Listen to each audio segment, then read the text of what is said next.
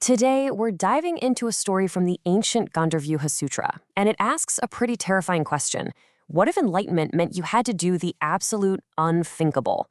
It's a wild tale about a young seeker, a very intimidating sage, and a test of faith that looks a whole lot like self-destruction. And yeah, that's the question right at the core of this whole thing. This isn't just some abstract thought experiment. For our main character, this becomes a very real, very terrifying choice he has to make. So, let's set the scene and meet our two central figures. On one side, we've got this young, sincere pilgrim who's on the journey of a lifetime. And on the other, we have the mysterious and frankly kind of scary sage who he thinks holds the key to his entire quest. Okay, so on one hand, you've got Sudhana. He's a young pilgrim who's all in on the Bodhisattva path. The journey to get enlightened, not just for himself, but for everyone. His quest brings him to this teacher named Josma, who is, well, he's intense, to say the least. Sudhana finds this guy meditating on a mountain made of sharp knives, which is sitting in the middle of a mountain-sized fire. I mean, you can just imagine what an unbelievably intimidating sight that must have been. But Sudhana, he's not deterred. He goes right up to the sage and asks for guidance. He explains his whole quest for enlightenment and asks Jayosma to teach him. But the answer he gets? Whoa. It is definitely not what he was expecting. And that's it. That's the entire instruction. No long speech, no gentle wisdom, just a simple, terrifying command. Climb a mountain of knives and jump into a roaring bonfire. You can just picture Sudhana standing there, his mind just reeling, trying to process this. So the big question is, what does he do next? And this right here is where the story gets really, really good. Because Sudhana doesn't just blindly obey. He stops. He hesitates. He starts to seriously question the man in front of him, and his mind is just flooded with fear and doubt. This is his biggest fear, right? He starts wondering if he's been tricked. I mean, did he travel all this way just to meet some demon wearing a disguise whose only goal is to completely destroy him and ruin all his spiritual progress? And what's so powerful here is just how, well, rational his fears are. He's thinking, man, it is so rare to even be born human. It's even rarer to find a real teacher. What if this is all just a trap? What if this isn't the path to wisdom, but a shortcut to my own death and into some evil realm? You see, this isn't just ancient mysticism. It's a perfect look at risk assessment. He's weighing how precious his life is against the seemingly insane command. But right then, just as Sudhana's doubt is hitting its peak, just as he's thinking about turning around and walking away, something completely extraordinary happens. It's like the heavens themselves decide to intervene on the teacher's behalf. Out of nowhere, the sky just fills up. We're talking 10,000 celestial beings, gods, kings, and spirits from basically every realm you can imagine. And they're not just there to watch, they're there to talk. And the stories they tell, they're unbelievable. Each group comes forward and testifies about how Jayosma helped cure their own specific problem.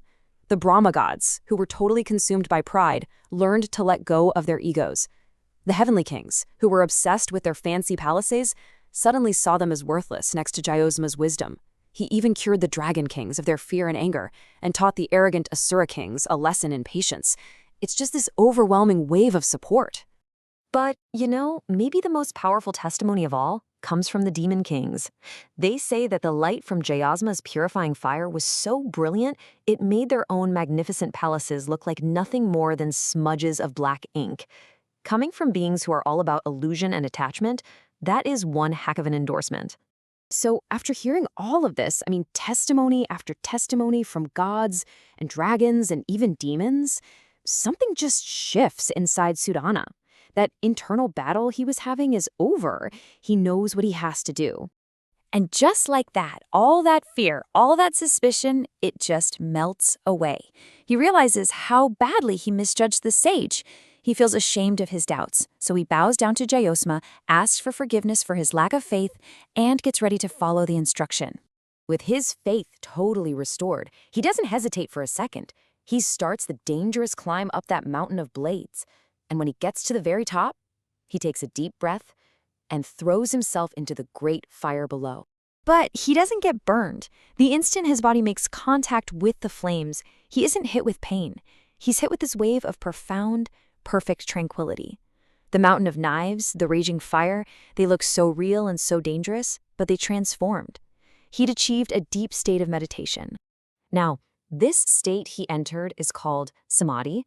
It's a level of concentration that's so deep, so profound, that the regular world of struggle and fear just falls away, and it's replaced by total clarity and peace. The fire wasn't a physical test, it was a trigger for a massive mental and spiritual transformation. Okay, so what was the whole point of that crazy test? Well, after Sudhana experiences this bliss, he and Jayasama talk again, and the true purpose of this whole terrifying ordeal is finally revealed. And this is what's so fascinating. After putting Sudhana through this incredible trial, Jayasama is completely humble. He basically says, look, this one teaching, this one gate to enlightenment, that's all I've mastered. How could I possibly know the entire path of a great being like you? So you see, the real lesson was never about enduring physical pain. It was about having enough faith to walk straight into the heart of your greatest fear, the fear of being completely destroyed, only to find out that the threat was an illusion all along. It's like the ultimate form of exposure therapy. And with that lesson learned, Sudhana's time with this master is over. Joyasma sends him on his way to the next city to find the next teacher on his long journey. And that really leaves us with a big question to chew on, doesn't it? The story uses a literal mountain of knives and a giant fire as a metaphor. And it makes you wonder, what are the metaphorical fires in our own lives?